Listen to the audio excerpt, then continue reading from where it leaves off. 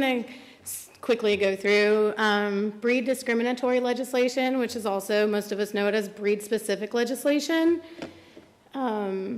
What is BSL? It's an ordinance or law that bans or places special restrictions on a group of dogs based upon their breed or appearance.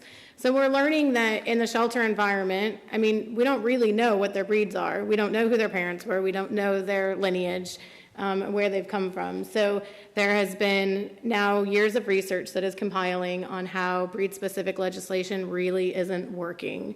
It's costly. And here's what BSL does. It causes an injustice to the victims, and the victims are the dogs that are well behaved, they're living with their families are following the laws, they have them registered with the city, they've done training. So it's really detrimental to families. It costs a lot of money to put dogs down in communities. Best Friends Animal Society has a calculator that you can put in your population, and it'll tell you how much annually it will cost you to put down a certain number of dogs, which can be really helpful when you're talking to your legislative body, your city council members, whoever you're communicating with in your advocacy in your community.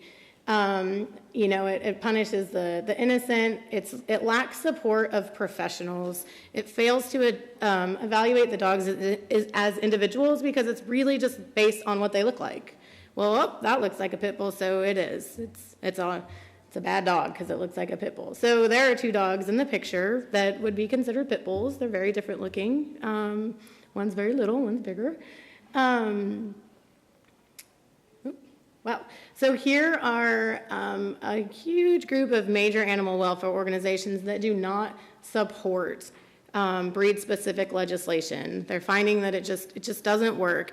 And as y'all may know, not even our current White House administration supports breed-specific legislation. Our current president actually spoke out on it. They had a huge, I'm not sure if you guys saw, but there was a 1 million pit bull walk on the White House this last year. So why does BSL fail to increase public safety? It really fails to increase public safety because the dogs that are behaved and with their owners and are following the laws are following the laws. The people that, the reckless owners that aren't taking care of their dogs, maybe they're not even feeding their dogs, they're not training their dogs.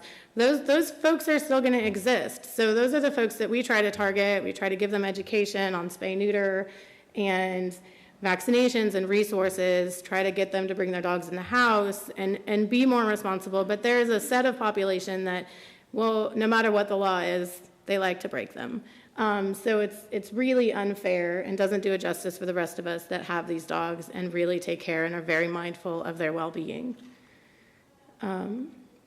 And so when we discriminate against dogs, we're discriminating against people. These are just a few pictures of dogs that could be discriminated on. We know that it's a German Shepherd, and they have a pretty good reputation right now, but they still get lumped into this pot of 22 different breeds that becomes discriminated against. And even the Great Dane up there, and then the Shar-Pei. The Shar-Pei's had a rough history, we may know. They kind of move. And it's discriminating against the families of these dogs. Because when you take their dog away, it's their family members. So you're especially hard for children when they lose their family members because they just don't understand what's going on. And it's hard for us as adults too. I mean, when you live with a dog for a number of years and then all of a sudden breed-specific legislation is enacted and you're like, what? What do I do? I can't sell my house right now, but a lot of people do. So here's a map that we got from Stop BSL. And it kind of goes through the country and where breed-specific legislation is enacted. I'm sorry? The colors? I will have to look through my notes. I apologize. They're they're revamping because there were so many changes there were so many changes this year. I know that Texas, the color that Texas is, we have the state law prohibiting it. So the kind of orangey or yellowy color are states that have a state law that prohibits it. Y'all may have heard of Denver, Colorado. They're grandfathered in as is Miami-Dade County. So they have active BSL in Miami-Dade County and Denver, Colorado, but the rest of the state is prohibited from enacting BSL, but they're grandfathered in.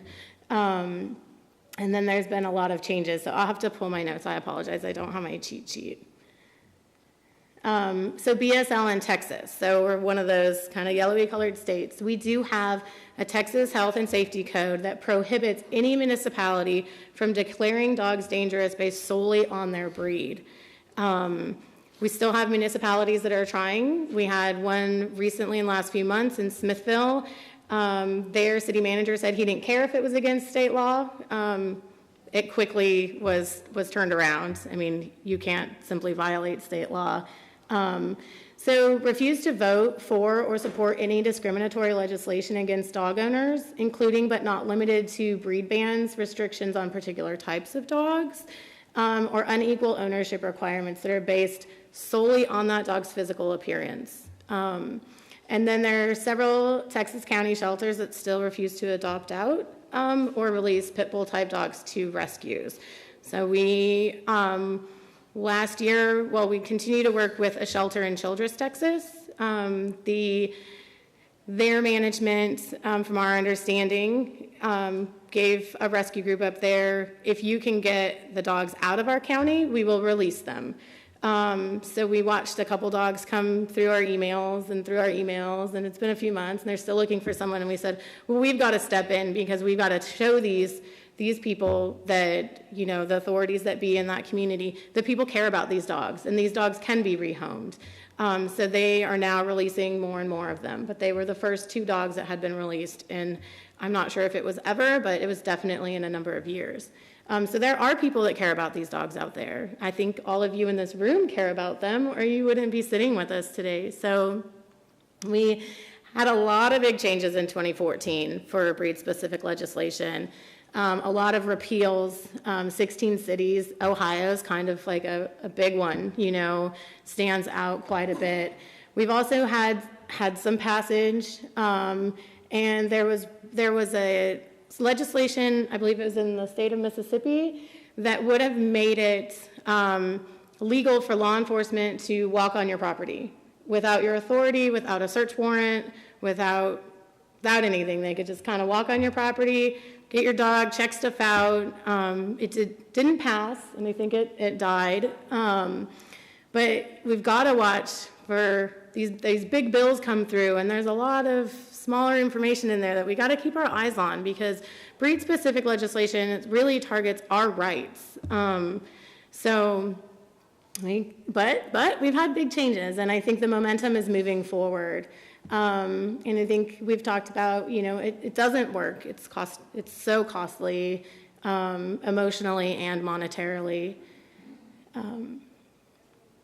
And alternatives to BSL would be abuse prevention, safety education, spay neuter, Lovable as an organization will spay neuter any pit bull that's living with his family. If they need spay or neuter, we will step in and assist with the cost of that. We love that program, and we love that we're able to do it. And then low-cost training, if you can get the trainers out there. We do, one of our education programs is our low-cost basic and advanced training classes for pit bull type owners.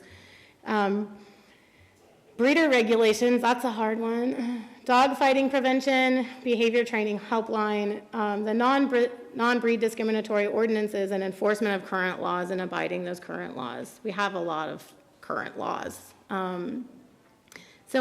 We just have some BSL tips and tracking and resources. There are credible organizations that are tracking legislative, or the legislation in all states in the United States. Stop BSL, we love them, and there are several more, and then we have resources again on our website to follow up on.